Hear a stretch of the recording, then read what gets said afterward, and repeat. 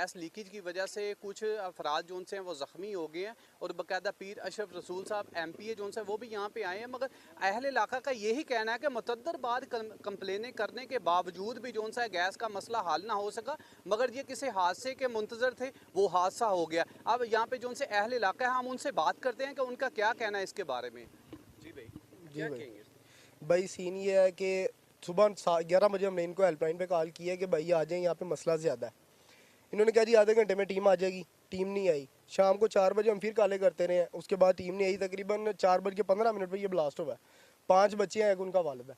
समझ लो कि वो जल गए, सेंड हो गया। उनका वालदा उनकी 6-7 माह पहले फोत हुई है। ये 3 बच्चे, उनके घर के अंदर फर्नीचर नहीं है।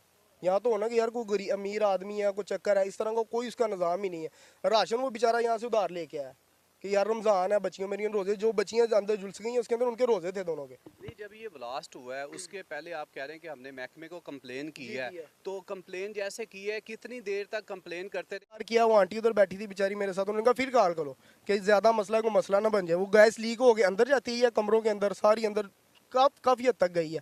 शाम को अफ्तारी के टाइम उन्होंने चूल्हा जलाने की कोशिश की तो ब्लास्ट हो गया।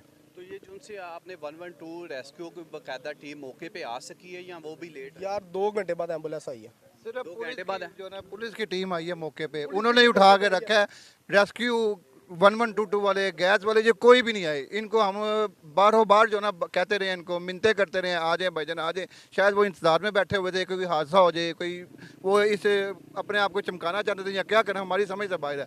लेकिन वो जो बच्चे झुलस गए हैं उनकी हालत बहुत ज़्यादा ख़राब है। 2 से 3 की तो बिल्कुल सीरियस है। बीजे उनका जो वालिद है वो मजदूरी करता है, दिहाड़ीदार है। अब ये नहीं समझ आ रही कि उनके पीछे कफालत किसने करनी है, कौन उनका पीछा करेगा।